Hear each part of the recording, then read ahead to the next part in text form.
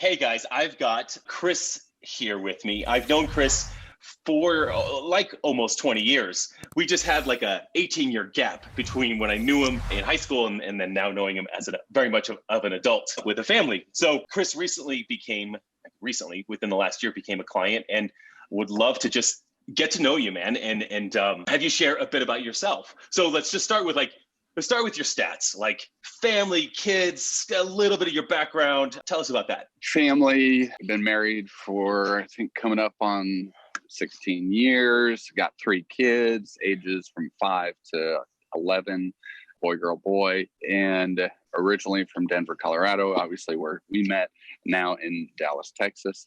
Yeah, I think love being a dad, love being a husband, and try to do my best at that. Good days and bad days. Yeah, that I guess that's me in a nutshell. Those are good stats. Describe the bad old days, the Chris that I came in contact with when you started. What was that like? What was that guy like? So that guy was bloated. It was, to get personal, it was gassy. Just to be real. Let's be as real as possible so people can, get a picture of where I'm at, and hopefully it resonates with some people. I'm sure it does, knowing what the statistics are in our country, that joint discomfort, a lot of just even sometimes pain, just overall lethargic, towing the line of obesity. It wasn't very fun, yet I didn't really know or see a way out. I mean, you're 38 now, right? 38. Okay, so yep. 38 is when I started my journey, actually, and I can completely empathize with every element of what you just said, including bloated and gassy. Absolutely. So we're talking to dudes. I mean, beer and pizza. Beer and pizza. That'll do it. I guarantee. All the bread. Yeah. Had you tried anything else before? I mean, you had an athletic background, but moving into your 30s and having kids and all that, like things get a little bit busier. But had you tried anything else? Any other programs, diets, fads, anything like that? Programs, not so much. Nothing, that I really invested in or became a member of or signed up for. But it would be more, honestly, I was kind of running off of my youthful pride of, well, I have all this experience and doing, my teen years and early 20s, playing sports, and, the weightlifting coach would, just knowing whatever, he basically doing all that stuff, which wasn't all that great. There was some good stuff, but super basic, but not sustainable. I think it was, I had bits and pieces of a puzzle, but I just, what's a puzzle without all the pieces and being able to actually see what you're trying to put together. And so it was, it just wasn't realistic. It was unsustainable. And I had diet wise, maybe low carb stuff for a bit, and did like Whole30, which that 30 days was awesome. And it really, it was kind of like a cleanse, but it was like, okay, where do I go from here? Yeah. And that's, and something I think we talked about when we first started talking before I jumped in with you, is just how like decision fatigue. Mm-hmm. Mm-hmm. And that was really, for me, I don't know what the word, debilitating, kind of in the sense of like overwhelming and never mind. I'm not gonna, this is too much out there that like, which one is right for me? How do I even make a choice? Oh, hey, there's a donut. Bye. That's easy. Yeah. Decision fatigue is huge. And I know a lot of guys and I did the same thing when I was like I'm just going to get healthy kind of kick. And I would do this every once in a while. I'd go to the gym or I'd go to the rec center and I would run through a circuit of something like, okay, here's some machines. I'll just go through this. And I'd do that a couple of times, and like without having anything whatsoever to follow or progress or anything. Like oftentimes I'd go and I'd work out like crazy and I'd be sick like for 2 days because I just overdid it. Felt great that day. Like, I'm doing some bench press. All right. And then overdo it. And then I'm done. I'm like done for the next 3 or 5 months or whatever. Yeah. So what brought you to something that I had? How did you find me? Did I come across in an ad, or was it just Instagram, something like that?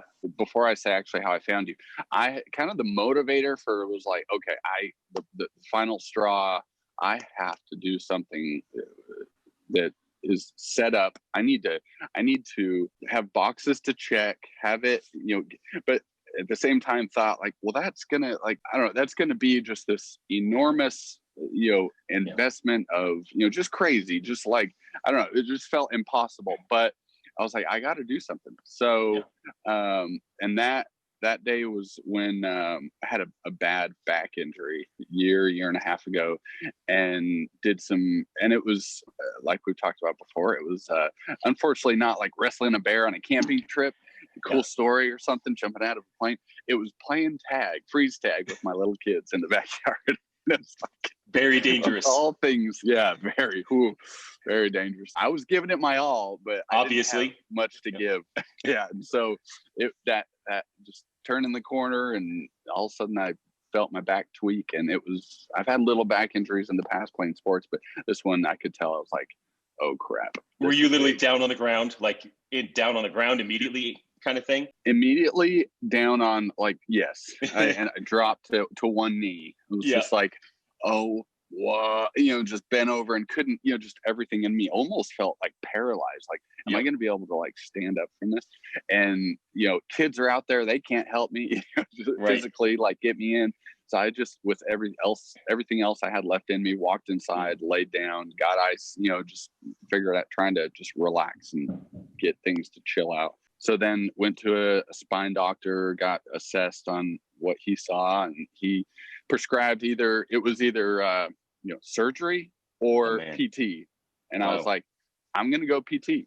So after that, and they ran me through the gamut of movements I had never even heard of or known were possible, and some awesome, great stuff. And little things too. It was like, how is this going to help? But, consistency over the weeks of doing that was like, oh yeah, I now see how that's going to help. Mm-hmm. And so when that was all done, and, insurance covers so much, then it's like, what, I have to do something to sustain this, or it's just going to happen again and worse and last longer, and just it's going to snowball and just go downhill.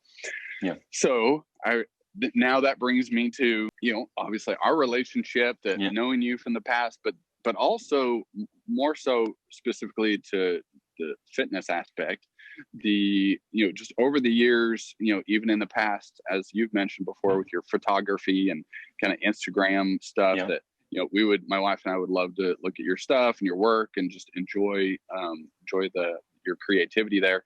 And then then you started posting about your journey of CrossFit. And so then obviously when this happened to me a year and a half ago or so, you're already a few years into your fitness journey and having this opportunity to opening your business. And so I was like, yes, that's what I'm going to do. So that's when I contacted you and jumped in. You went all in. You didn't half-ass it from the get-go. You went all in. I remember you even sending me a picture as you were learning the hand portion nutrition system, so that you could measure your portions. I think you were showing me a physical handful of cottage cheese. Was it cottage cheese that you were showing me? Yeah. Is this right, Jason? Yes, in theory, that is an absolutely accurate amount of cottage cheese, a handful. I mean, it was fun. It was fun watching that. What, as you got going, what struggles did you experience, and if any, and then how did you overcome them? Yeah. So I'd say the first couple of weeks, the struggles were, physically just feeling sore, which was weirdly was familiar because what we had mentioned just before, where the intermittent workouts, not being consistent on something, I almost, because it was intermittent, I would always be sore, like, because I wouldn't keep it up, right? My body wouldn't be used to it. Yeah.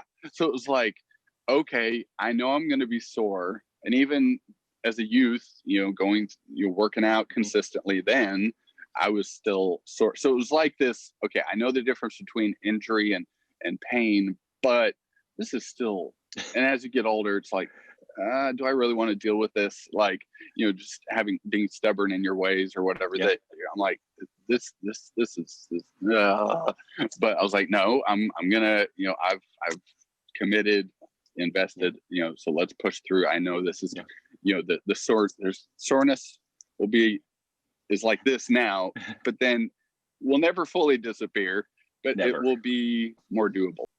nutrition wise was probably the toughest, struggle. In the first 2 weeks, just having normal food still in the house and around, and having kids, and just the way we normally ate. And so I finally, and as you suggested, I was like, okay, I got to do a cleanse, like a pantry cleanse, fridge cleanse. And and if I'm really going to do this, the whole family needs to not necessarily go as far as I am, but we are gonna start making some changes. So cleared out, did the cleanse. I think I may have even sent a picture or posted a picture to the VIP I remember Facebook group. And just a pile of crap. Once I put that into place, cleared that out, it definitely made it more doable. Like, okay, it's not even there. It's how can I choose it if it's not there? Chips or ice cream or and Bluebell ice cream, Texas Bluebell ice cream. I thought I had good ice cream in Denver, and there's some decent stuff, but Texas Bluebell ice cream. When I first moved here, my wife was like, "Have you had Bluebell?" And I was like, "I've had Blue Bunny," and she's like, "Oh, that's like right. That's not. No, stop."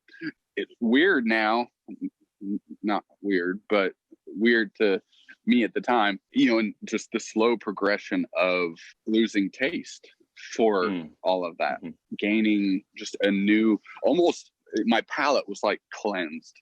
And one thing, when I did do the whole 30 in the past, that I had a similar response, where my body is literally where it was like numbed, full of processed sugars, and even like a bell pepper or a fruit just felt bland. Right. And once that was like cleansed out of my body, it's like then whole foods and like real food actually tasted good. Isn't that weird? Oh, wow. Yeah, I had the exact same experience after not eating garbage and incredibly sweet, salty, all the things I loved eating. Like now, if I bite into an apple that's really good, it's amazing. And when I bite into a bad apple, I'm like, it's a terrible apple. But a really good apple, and you melt a little bit, or really good strawberry or raspberries. You're like, this is heaven on earth. And you're right, bell peppers as well. Like adding actual flavor to food is really exciting now compared to adding chocolate sauce to ice cream, which was really, really good back then, but I didn't taste anything else. All I was craving was stuff like that. Given that you've been doing this for a good amount of time now, what differences in your body or in your life could you describe or put some words to? Yeah, I think for sure I could say that kind of in a nutshell, the areas kind of before and after that are like clear as day, that are very different and happened fairly quickly once I consistently got into it and, pushed out the bad foods, pushed through this physical soreness and discomfort, and kind of got to, a place maybe after the first month or so, I just kind of felt, like the machine was, running better, and, it's like working on an engine. You replace a spark plug here and there, and you just start, the car starts feeling different and driving better and smoother. And once you get kind of all your little pieces, icky pieces out and new pieces in, it's like, okay, like this is bringing this truck engine back to life. So and what that's manifested as in my life is better quality sleep, more an all day energy. I've not had to. I still enjoy coffee for the taste of it usually, but instead of 4 cups a day, 8 to 12 ounce cups a day, now I have maybe one 12 ounce in the morning, just more so for I like this. It's amazing. Delicious delicious drink. Literally enjoying that right now because I love it. Here we go. Right here. Cheers. But not drinking it as I need that. Like I'm afternoon after lunch feeling lethargic and I need something to kick me in gear. So all day energy, feeling light on my feet, just like a little, and I think that has to do with this gaining strength. core strength, just full body strength, but also feeling light on my feet in the sense of not feeling bloated or gassy anymore. How nice is that though? We gloss over that. Yeah. But it's really nice to just not feel huge. It's a really nice thing. And being gassy, especially if you're in an environment where you have to like restrain yourself, this is not fun. And this is a real thing, And so true. So like, keep going. I wanted to put a point on that's super legit. We all mention that, it's, less bloating, but that's a legit big deal. It's really nice. It is. It really is. And my wife really appreciates it. Very much. Yep. And that's, if mom ain't happy, nobody happy. Right. So strength, fat loss, which, I used to think like that's the goal, lose weight, and just, I don't know, just along the line. That's even I think now I can say that was an unhealthy expectation, unhealthy thought. Like weight is relative to so many things, to your size, to your body type, whatever. So it's now being more specific to say fat loss. I have thankfully had experienced the 20-pound fat loss in that volume 1. And I think that's, in a nutshell, that's some big improvements and I will share your before and after, because it's really neat to see your body composition change, because you're right. It's not 100% about weight loss. You've seen my before and after, one where I'm holding a red stripe, one where I just got out of the water after swimming at the CrossFit Games. Yeah. And that guy, there's only about a 5-pound difference between those two pictures, but it's a significant body composition change. Your pictures are dramatic in the change between the two guys. And there's even like a change in just one, you're a little more playful in the after picture, which makes it like kind of fun. But I feel like you're lighter on your feet just in general in that after picture. There's a sense of accomplishment. For sure. Okay, so we've got guys all the time that are on the fence. I know that one of our members had just started working with us. He said he's been watching for a year and considering doing something for about a year.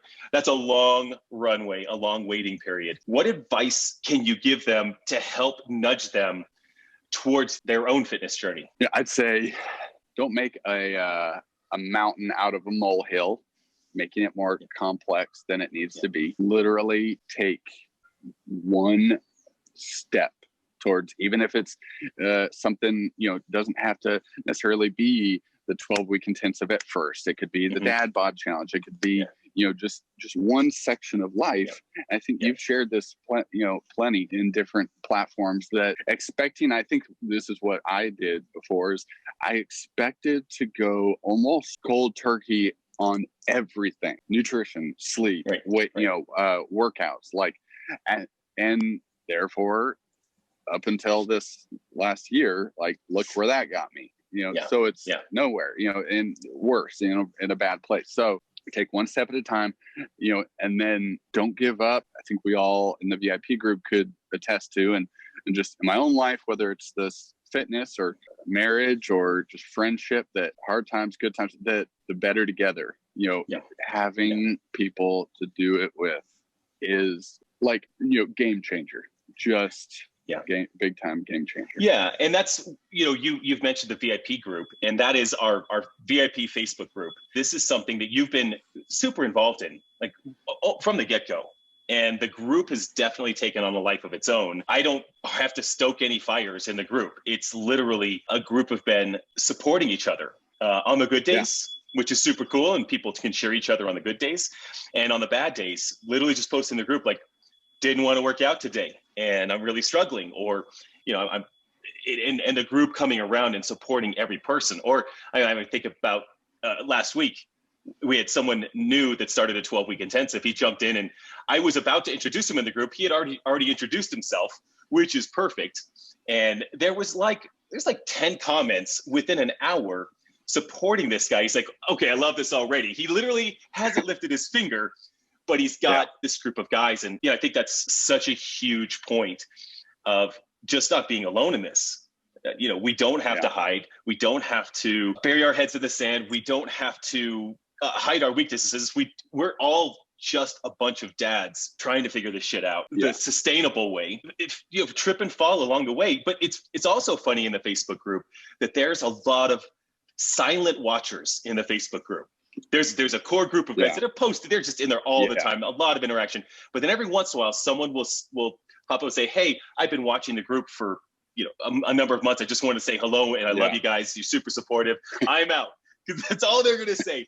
Also totally cool. But just, you're right, like that sense that you're not just taking a step forward for yourself, but you're joining a group of guys that can help support you through the whole process. You've experienced that. And also just to know, and I know as men, I think especially, can sometimes have the machismo, kind of macho, like, well, I don't need anybody in my life to, I can do this.